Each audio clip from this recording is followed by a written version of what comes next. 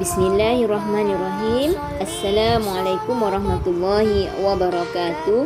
Apa khabar anak-anak semua? Cikgu harap sihat walafiat. Semoga semua bahagia bersama keluarga yang tersayang. Okey anak-anak, hari ini cikgu akan meneruskan PDPR kita. Cikgu ucapkan tahniah siapa yang dapat mengikuti PDPR cikgu ini. Cikgu doakan semoga berjaya di dunia dan di akhirat. Amin, amin ya rabbal alamin. Hari ini cikgu akan meneruskan PDPR di dalam perkara sirah yang bertajuk perkahwinan Nabi Muhammad sallallahu alaihi wasallam. Nanti anak-anak boleh rujuk pada muka surat 23, 24 dan 25. Okey. Sebelum cikgu teruskan, marilah kita sama-sama membaca doa. Semoga ilmu yang kita dapat pada hari ini akan diberkati oleh Allah Ta'ala, insya-Allah. A'udzubillahi minasyaitonirrajim. Bismillahirrahmanirrahim. Alhamdulillahirabbil alamin. Wassalatu wassalamu ala sayyidina Muhammad asyrafil mursalin wa ala alihi wa sahbihi ajmain. Allahumma iftah alaina hikmataka wanshur alaina min khazaini rahmatik ya arhamar rahimin. Rabbana asrah lana sudurana wa yassir lana umurana wa ala alihi wa sahbihi ajma'in. Amin. Okay anak-anak, ingin cikgu bagi tahu tajuk ini merupakan tajuk yang terakhir di dalam kitab sirah. InsyaAllah cikgu akan ajar sikit demi sedikit apa yang ada terkandung di dalam tajuk ini. Okey, kita tengok slide-nya seterusnya. Okey, kita baca Allah memberi keistimewaan kepada Nabi Muhammad sallallahu alaihi wasallam untuk berkahwin seramai 11 orang isteri.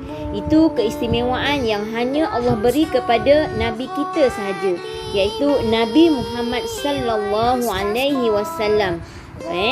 Itu keistimewaan yang Nabi beri kepada Nabi Muhammad sallallahu alaihi wasallam sahaja, iaitu mempunyai 11 orang isteri. Okey, kita lihat isteri Nabi Muhammad ada 11 orang. Okey, nanti kita akan kenal satu persatu. Okey, kita lihat yang pertama bernama Khadijah binti Khuwailid.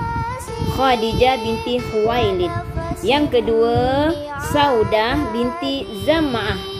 Yang ketiga Aisyah binti Abu Bakar. Okey, kita lihat yang keempat Hafsah binti Umar Al-Khattab. Yang kelima Zainab binti Huzaimah. Yang keenam Ummu Salamah Hindun binti Abu Umayyah. Kita lihat pula yang ketujuh, isteri Nabi yang ketujuh bernama Zainab binti Jahsi bin Riyab. Yang ke-8 isteri Nabi bernama Juwairiyah binti Al-Haris. Yang ke-9 isteri Nabi yang ke-9 iaitu Ummu Habibah Ramlah binti Abu Sufyan. Okey, kita lihat lagi. Yang ke-10 Sofia binti Huyai bin Akhtab. Dan yang terakhir sekali yang ke-11 isteri Nabi bernama Maimunah binti Al-Haris Al-Ilaliyah. Al-Hilaliyah. Itu 11 orang isteri-isteri Nabi Muhammad sallallahu alaihi wasallam. Okey, kita lihat di sini info. 9 orang isteri Nabi masih hidup semasa kewafatan Nabi Muhammad sallallahu alaihi wasallam. Semasa Nabi Muhammad sallallahu alaihi wasallam masih hidup, okey, ada 9 orang isterinya. Lepas tu 2 orang isteri Nabi wafat semasa hayat Nabi, iaitu Sayyidatina Khadijah dan Sayyidatina Zainab. Okey. Okey, kita lihat di sini isteri-isteri Nabi. Okey, kita belajar sejarah isteri-isteri Nabi. Okey, hari ini kita belajar yang pertama, isteri Nabi yang pertama. Kita lihat siapakah isteri Nabi yang pertama. Okey, isteri Nabi yang pertama iaitu Khadijah binti Khuwailid radhiyallahu anha. Khadijah binti Khuwailid. Okey, kita lihat keistimewaan apa yang ada pada Khadijah binti Khuwailid. Okey, kita lihat yang ke A. Tengok yang ke A. Okey, A, isteri pertama Nabi Muhammad sallallahu alaihi wasallam iaitu Khadijah binti Khuwailid. B, Nabi Muhammad sallallahu alaihi wasallam dan Abu Talib melamar Sayyidatina Khadijah melalui bapa saudaranya iaitu Amr bin Asad. Okey, kita lihat C, Sayyidatina Khadijah meninggal dunia pada bulan Ramadan ketika berumur 65 tahun. Sayyidatina Khadijah dia meninggal pada bulan yang mulia, pada bulan yang suci iaitu pada bulan Ramadan. Umurnya ketika itu 65 tahun. Okey, kita lihat D, berkongsi hidup dengan Nabi Muhammad sallallahu alaihi wasallam selama 25 tahun. Perkahwinan Nabi Muhammad sallallahu alaihi wasallam bersama Siti Khadijah selama 25 tahun. Okey, kita lihat lagi. Banyak jasa Sayyidatina Khadijah yang disumbangkan, yang dicurahkan. Antaranya, kita lihat di sini, cikgu sudah susun apa jasa-jasa Sayyidatina Khadijah. Yang pertama, merupakan wanita pertama memeluk Islam. Sayyidatina Khadijah merupakan wanita pertama memeluk Islam. Okey, apa pula jasa yang kedua?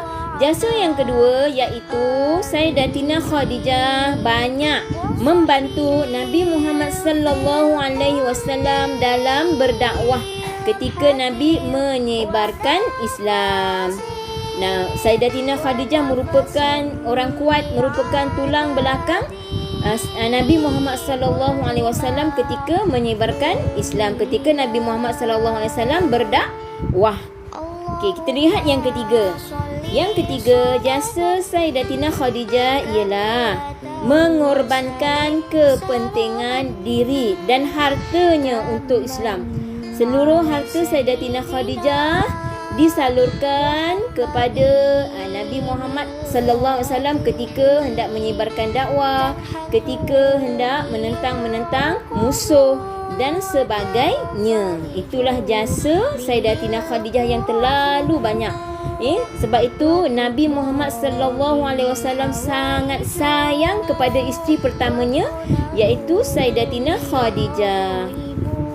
Okey, kita lihat yang terakhir sekali jasa Sayyidatina Khadijah kepada Nabi Muhammad sallallahu alaihi wasallam. Tengok kotak yang terakhir tu, iaitu melahirkan zuriat kepada baginda. Apa dia? Iaitu melahirkan anak-anak Nabi Muhammad sallallahu alaihi wasallam. Itulah jasa antaranya jasa-jasa Sayyidatina Khadijah. Iaitu bidadari syurga, bidadari Nabi Muhammad sallallahu alaihi wasallam, iaitu kekasih Allah Taala. Jasa-jasa yang tidak dapat terbalas, yang tidak dapat kita ikut, kita cuma dapat mencontohilah kepribadian Sayyidatina Khadijah, insya-Allah. Okay, kita lihat lagi. Okay, lihat keistimewaan Sayyidatina Khadijah ya. Nabi Muhammad sallallahu alaihi wasallam tidak pernah berkahwin dengan wanita lain semasa Sayyidatina Khadijah masih hidup. Sepanjang perkahwinan Nabi Muhammad sallallahu alaihi wasallam bersama Sayyidatina Khadijah, Nabi Muhammad tak pernah berkahwin. Nabi Muhammad sallallahu alaihi wasallam disetia kepada Sayyidatina Khadijah sahaja. Tak pernah berkahwin ketika hayat Sayyidatina Khadijah. Okey, kita lihat F. Setelah Sayyidatina wafat, barulah Nabi Muhammad sallallahu alaihi wasallam berkahwin dengan perempuan lain. Itulah keistimewaan Sayyidatina Khadijah di sisi Nabi Muhammad sallallahu alaihi wasallam. Okey, kita lihat sebab apakah perkahwinan Nabi Muhammad sallallahu alaihi wasallam? Okey, yang pertama, melaksanakan perintah Allah. Yang kedua, membela nasib isteri sahabat yang kematian suami. Yang ketiga, mengembangkan tuntutan dakwah Islam. Itulah dia sebab-sebab perkahwinan Nabi Muhammad sallallahu alaihi wasallam. Nabi Muhammad, Allah beri keistimewaan kepada Nabi Muhammad mempunyai 11 orang isteri. Bukan Nabi suka-suka, bukan Nabi suka-suka mengikut nafsu, tidak. Inilah sebab-sebab yang telah diberitahu oleh Allah Taala di dalam Al-Qurannya, di dalam Al-Quran, iaitu sebab perkahwinan Nabi Muhammad sallallahu alaihi wasallam ada 3 sebab. Yang pertama, melaksanakan perintah Allah.